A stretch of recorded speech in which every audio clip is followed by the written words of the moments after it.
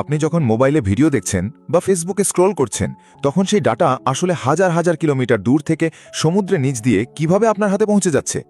আজ আমরা এমন একটা জিনিস নিয়ে কথা বলবো যেটা আমাদের প্রতিদিনের জীবনের সাথে জড়িয়ে আছে, কিন্তু আমরা বেশিরভাগ মানুষই সেটা কল্পনাও করি না। ইন্টারনেট শুধু আকাশে উড়ে বেড়ায় না, স্যাটেলাইটেই সব হয় না। এর আসল শক্তি লুকিয়ে আছে সমুদ্রের তলায় বিছানো বিশাল তারের মধ্যে। এই ভিডিওতে আমি আপনাকে একদম শুরু থেকে শেষ পর্যন্ত সহজভাবে বুঝিয়ে দেব কিভাবে এই সাবমেরিন কেবল বা পানির নিচের তার দিয়ে ইন্টারনেট চলে। ধরুন আপনি আপনার বন্ধুকে একটা মেসেজ পাঠালেন। প্রথমে এই মেসেজটা আপনার মোবাইল থেকে বের হয়। মোবাইলের ভিতরে থাকা ছোট্ট একটা যন্ত্র, যাকে আমরা ট্রান্সমিটার বলতে পারি, এটা আপনার মেসেজকে ইলেকট্রিক সিগন্যালে বা আলোতে রূপান্তর করে। সহজভাবে বললে আপনার লেখা মেসেজটা ছোট ছোট সংকেতে ভাগ হয়ে যায়। এরপর এই সিগন্যালটা যায় আপনার কাছের মোবাইল টাওয়ারে বা ওয়াইফাই রাউটারে। এটাকে আপনি একটা ডাকঘর ভাবতে পারেন। এখানে আপনার ডাটাটা একটু সাজানো হয়, ঠিকানা ঠিক করা হয়, মানে এটা কোথায় যাবে। তারপর এই ডাটা যায় ইন্টারনেট সার্ভিস প্রোভাইডারের কাছে, যাকে আমরা আইএসপি বলি।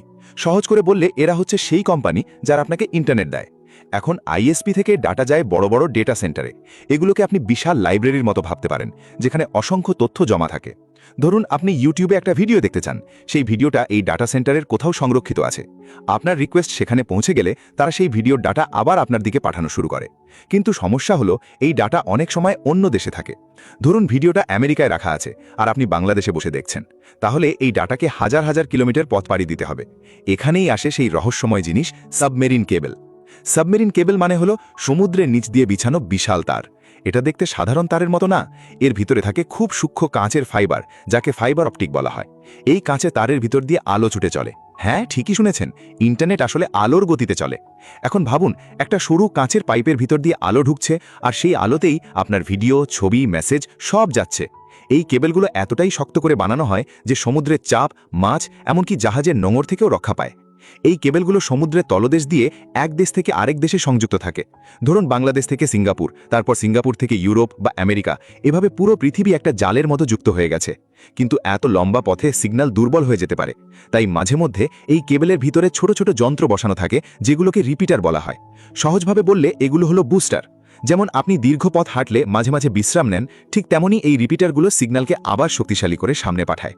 এখন ডাটা যখন গন্তব্য দেশে পৌঁছে যায়, তখন আবার একই প্রক্রিয়া উল্টোভাবে শুরু হয়। ডাটা সাগরের নিচ থেকে উঠে আসে সেই দেশের ল্যান্ড স্টেশনে, যাকে বলা হয় কেবল ল্যান্ডিং স্টেশন। এটা একটা বড় গেটওয়ের মতো, যেখানে সমুদ্রের কেবল স্থলের নেটওয়ার্কের সাথে যুক্ত হয়। এরপর সেই ডাটা যায় স্থানীয় আইএসপির কাছে, তারপর মোবাইল টাওয়ার বা ওয়াইফাই রাউটারে, আর শেষ পর্যন্ত আপনার মোবাইল বা কম্পিউটারে পৌঁছে যায়।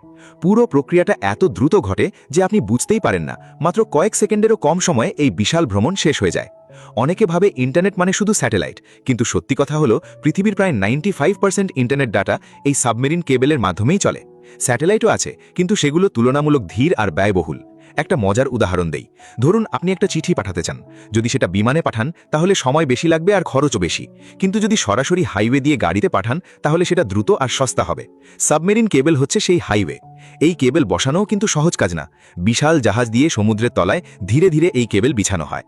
আগে সমুদ্রের মানচিত্র দেখে নেওয়া হয়, কোথায় পাথর, কোথায় গভীরতা বেশি, কোথায় ঝুঁকি কম, সবকিছু পরিকল্পনা করে তারপর কাজ শুরু হয়। কখনো কখনো এই কেবল কেটে গেলে বড় সমস্যা হয়ে যায়, ইন্টারনেট ধীর হয়ে যায় বা পুরোপুরি বন্ধ হয়ে যেতে পারে। তখন বিশেষ জাহাজ গিয়ে সেই কেবল খুঁজে বের করে, মেরামত করে, আবার ঠিক করে দেয়। সব মিলিয়ে আমরা যখন মোবাইলে একটা ভিডিও চালাই বা মেসেজ পাঠাই, তখন সেই ডাটা আমাদের অজান্তেই সমুদ্রের নিচ দিয়ে হাজার হাজার কিলোমিটার ভ্রমণ করে, বিভিন্ন স্টেশন, কেবল, রিপিটার পেরিয়ে আবার আমাদের কাছে ফিরে আসে। এই পুরো সিস্টেমটা যেন পৃথিবীর নিচে লুকানো একটা বিশাল নার্ভাস সিস্টেম, যা পুরো বিশ্বকে একসাথে যুক্ত করে রেখেছে।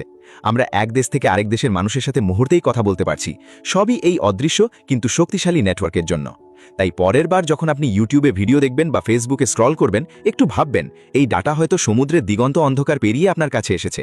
ভিডিওটি যদি আপনার ভালো লেগে থাকে তাহলে লাইক দিন, কমেন্ট করে জানান আপনার মতামত।